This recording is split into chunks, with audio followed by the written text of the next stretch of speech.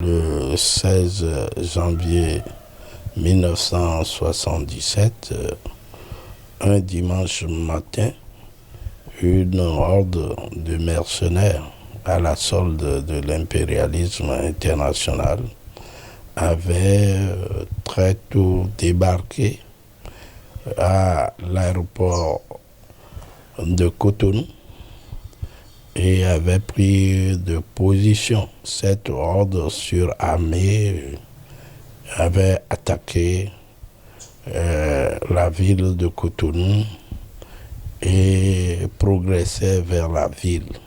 Le président de la République, feu Mathieu Kérékou, informé, a organisé nos vaillants militaires qui ont riposté.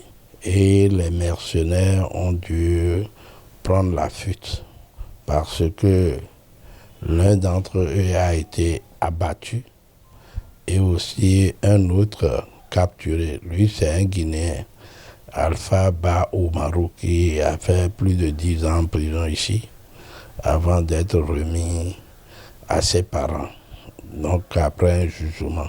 Le 26 octobre 1972, il y avait la révolution béninoise. Donc cette révolution a eu à faire des options socialistes et du coup, nous avons bien sûr remercié le pays colonisateur, la France.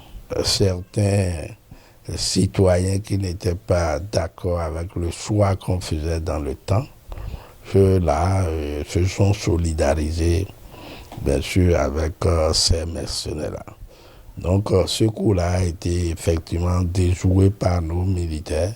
Il y avait déjà des Kalachnikov et c'est avec ça que nous avons pu gagner parce que l'ennemi ne savait pas que des armes sophistiquées de l'Est, je pouvais dire la Corée du Nord, qui avait fourni bien sûr des armes lors du voyage du président, donc du président dans le temps. Je crois que c'est ces armes qui ont été utilisées parce que les Français croyaient que c'est la marque 36 qu'on tire et ça ne fait pas plus de 40 mètres, que c'est ça qu'on avait. Mais il y a eu mort d'hommes. Il y a des militaires qui ont péri. C'est pourquoi on a hissé à côté du palais de la cour d'appel de Cotonou. Vous allez voir qu'il y a ici un monument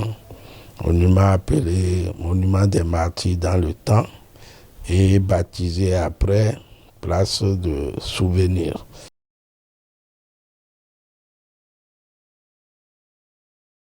Tout le monde était formé, nous pouvons dire militairement, puisque même si vous êtes breveté, il y avait des jeunes instituteurs révolutionnaires, il y avait des jeunes bacheliers révolutionnaires. En tout cas, avant d'entrer dans la fonction publique, vous devez faire un tour à Ouida où on doit vous apprendre à manipuler les armes. Donc, tout le monde était formé, même déjà à l'école, vous savez, c'était des slogans pour repousser, bien sûr, les agresseurs, pour repousser les Français.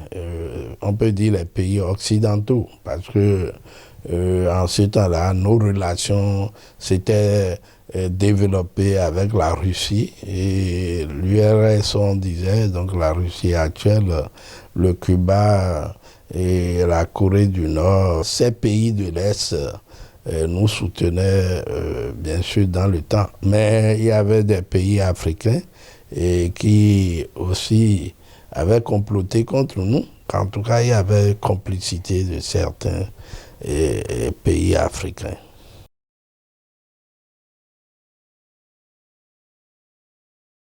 La révolution a fait son petit bonhomme de chemin et puis avec la mauvaise gestion, il y a eu banqueroute de ce régime-là et on était obligé encore de nous retourner vers la France et vers les pays occidentaux, dont cette histoire de FMI pour nous faire des prêts avant que le pays ne soit redressé. Donc c'est pourquoi il y a eu la conférence des forces vives pour inviter tous ceux qui sont partis à revenir.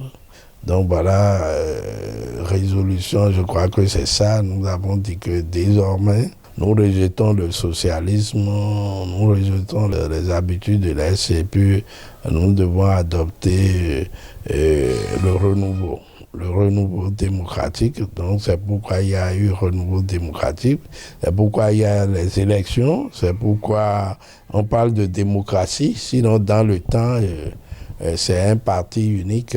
Le PRPB, on appelait ça Parti révolutionnaire du Bénin. Donc c'était une unicité de penser au développement, et c'était ça. Et vous votez oui ou non.